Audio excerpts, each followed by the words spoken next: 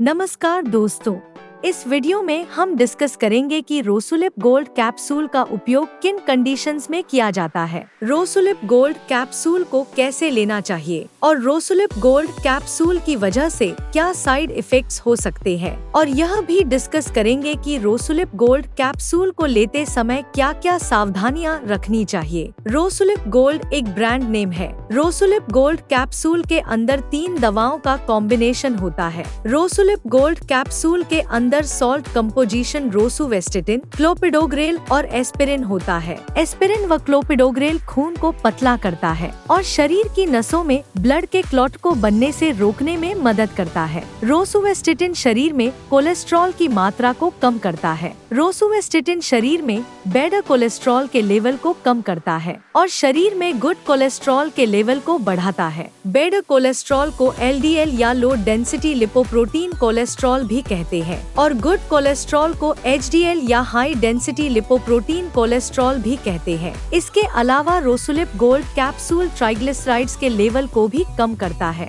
Triglycerides fat की ही एक type है जो ब्लड में पाई जाती है। शरीर में कोलेस्ट्रॉल का लेवल अधिक होने पर शरीर की नसों में धीरे धीरे कोलेस्ट्रॉल जमा होने लगता है, जिसकी वजह से नसों में ब्लड का सर्कुलेशन कम होने लगता है। ब्लड का सर्कुलेशन कम होने की वजह से दिल का दौरा पड़ने का और लकवा लगने का जोखिम अधिक हो जाता है। रोसुलिप गोल्ड कैप्सूल शरीर में ब्लड को पतला रखता है व शरीर में कोलेस्ट्रॉल के लेवल को कम करता है, जिसकी वजह से दिल का दौरा पड़ने का और लकवा लगने का जोखिम कम हो जाता है। जिन व्यक्तियों को पहले कभी दिल का दौरा पड़ चुका है या लकवा लग चुका है, ऐसे व्यक्तियों में दिल का दौरा पड़ने का और लकवा लगने के जोखिम को कम करने के लिए भी डॉक्टर रोसुलिप गोल्ड कैप्सूल को लेने की सलाह दे सकता है। दोस्तों, अगर आपको वीडियो पसंद आ रहा है तो कृपया वीडियो को लाइक करना व चैनल को सब्सक्राइब करना न भूलें। साइड इफेक्ट्स की बात करें तो वैसे तो ज्यादातर व्यक्तियों में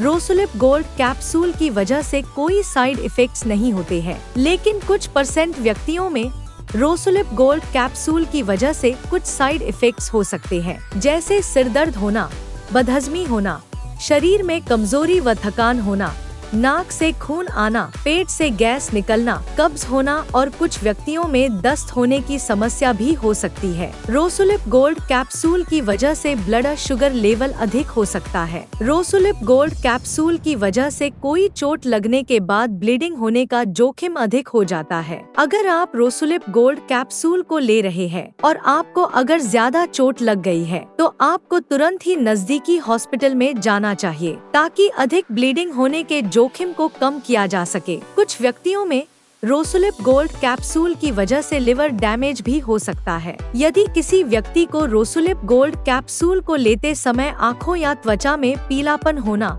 भूख कम लगना, पेट में दर्द होना, उल्टी आना या उल्टी आने का मन होना आदि साइड इफेक्ट्स होते हैं, तो ऐसे व्यक्तियों को तुरंत ही डॉक्टर से परामर्श लेना चाहिए, क्योंकि ये लक्षण लिवर डैमेज होने पर हो सकते हैं। इसके अलावा रोसुलिप गोल्ड कैप्सूल की वजह से शरीर की मांसपेशियों में दर्द, जोड़ों में दर्द और कमर में दर्द आदि साइड इफेक्ट्स भी रोसुलिप गोल्ड कैप्सूल की वजह से हो सकते हैं। अगर आपको रोसुलिप गोल्ड कैप्सूल को लेने के बाद शरीर की मांसपेशियों या जोड़ों में बहुत तेज दर्द होता है, तो आपको तुरंत ही डॉक्टर से परामर्श लेना चाहिए, क्योंकि ये लक्षण रैब्डोमायोलिसिस के भी हो सकते हैं। रैब्डोमायोलिसिस एक ऐसी कंडीशन है जिसमें मांसपेशियों के टिश्यू डैमेज हो जाते हैं। मांसपेशियों के टिश्यू डैमेज होने की वजह से मांसपेशियों से मायोग्लोबिन नाम का एक प्रोटीन निकलता है जो ब्लड में मिल जाता है, जिसकी वजह से किडनी भी डैमेज हो सकती है। वैसे रैब्डोमायोलिसिस होने की संभावना बहुत ही कम होती है, लेकिन कुछ व्यक्तियों में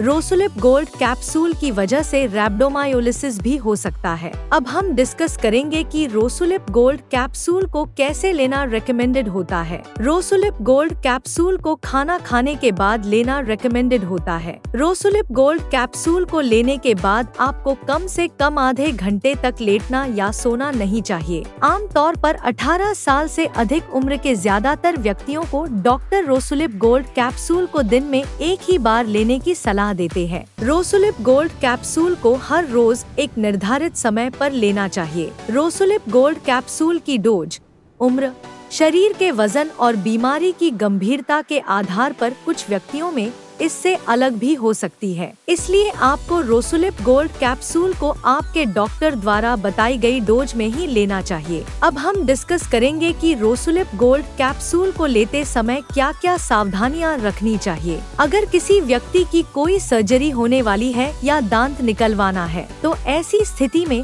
डॉक्टर सर्जरी करने से या दांत निकालने से 1 से लेकर 2 सप्ताह पहले रोसुलिप गोल्ड कैप्सूल को बंद करने की सलाह दे सकता है। इसलिए यदि आपकी सर्जरी होने वाली है या आपको दांत निकलवाना है, तो आपको रोसुलिप गोल्ड कैप्सूल के बारे में डॉक्टर को बताना चाहिए, क्योंकि रोसुलिप गोल्ड कैप्सूल खून को पतला करता है, जिसकी वजह से ब्लीडिंग होने का जोखिम अधिक हो जाता है। पेट में गैस और एसिडिटी को कम करने के लिए उपयोग की जाने वाली प्रोटॉन पंप इनहिबिटर्स दवाइयाँ जैसे इसोमेप्राजोल, ओमेप्राजोल, पेंटोप्राजोल और रेबिप्राजोल आदि दवाओं के साथ रोसुलिप गोल्ड कैप्सूल को लेना रिकमेंडेड नहीं होता है। इसके अलावा दर्द को कम करने के लिए उपयोग की जाने वाली नॉन स्टेरॉयडल एंटी इंफ्लेमेटरी दवाइयाँ जैसे एसिक्लोफिनेक, डाइक्लोफिनेक, आइबुप्रोफेन और निम्सोलाइड आदि दवाओं के साथ भी रोसुलिप गोल्ड कैप्सूल को लेना रिकमेंडेड नहीं होता है। शरीर में प्लेटलेट्स कम होने पर,